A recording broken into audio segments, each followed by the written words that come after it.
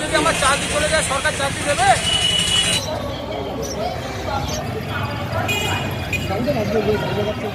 Auto টোটোর দৌড়াতে bus route বন্ধ হতে বসেছে। বাস ধর্মঘট হুগলি জেলা বাস মালিক সংগঠনের। আজ সকাল থেকে বাস ট্রেকার চলেনি হুগলির বাস টার্মিনাসগুলো থেকে। একমাত্র ব্যতিক্রম শ্রীরামপুর। সপ্তাহের প্রথম দিন বাস বন্ধ থাকায় সমস্যায় যাত্রীরা। অবৈধ টোটো অটোর দৌরাত্ম, বাসে যাত্রী কমতে কমতে অনেক রুট বন্ধ হয়ে গেছে। হুগলি জেলা বাস মালিকদের পক্ষ থেকে এই বিষয় নিয়ে বারংবার জেলা প্রশাসনকে জানানো হয়েছিল। এমনকি বিগত দিনে জেলা প্রশাসনের পক্ষ থেকে একটি রেজলিউশনও করা হয়েছিল বলে দাবি বাস অ্যাসোসিয়েশনের, কিন্তু আজ পর্যন্ত এই রেজলিউশন কার্যকর করা হয়নি বলে অভিযোগ বাস অ্যাসোসিয়েশনের, যার ফলে সমস্যার সম্মুখীন হতে হচ্ছে বাস মালিকদের।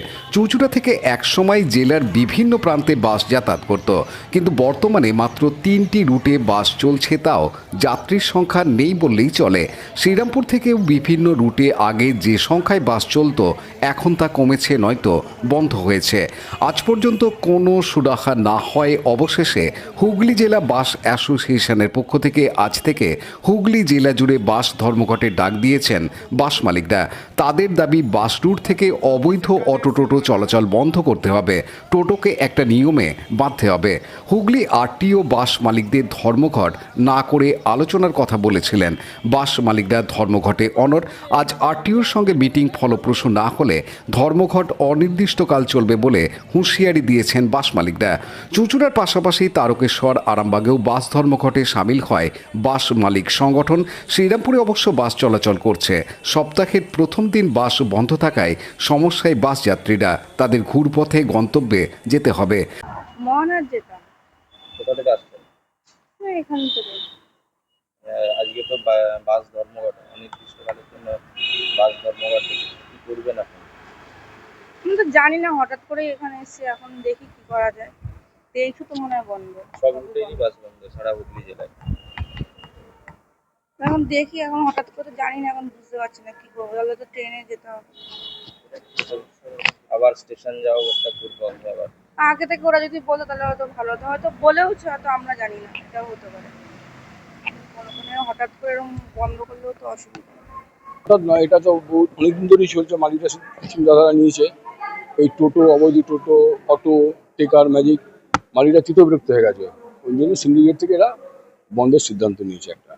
কতদিন বন্ধ থাকবে? এখন যদি প্রশাসন থেকে কোনো রকম মিটিং করে যদি কিছু ব্যবস্থা হয় তাহলে হয়তো আজকে হয়ে গেলে কাল থেকে চলবে হয়তো গাড়ি।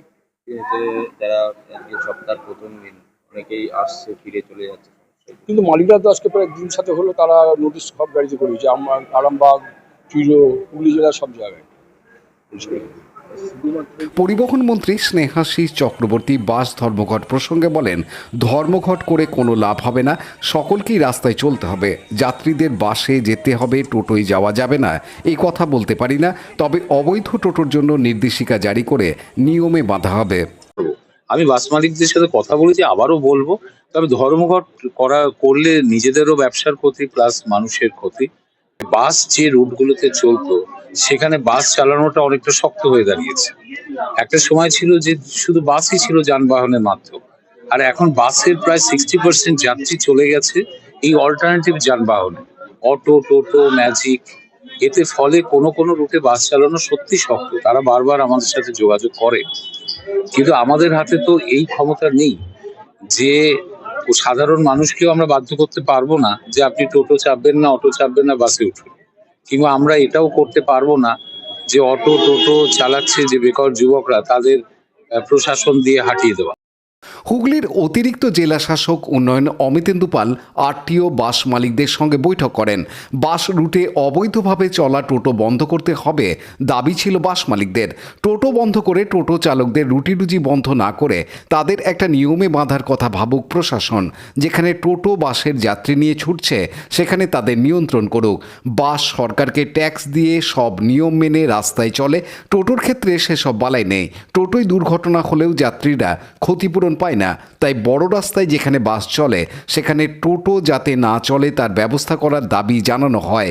10 দিন সময় নিয়েছে প্রশাসনের আধিকারিকরা।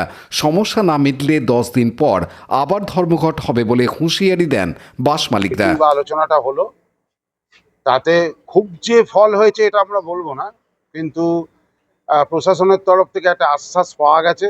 যদিও এই আশ্বাস 2016 সালেও আমরা পেয়েছিলাম, 9 বছরে কিছু হয়নি।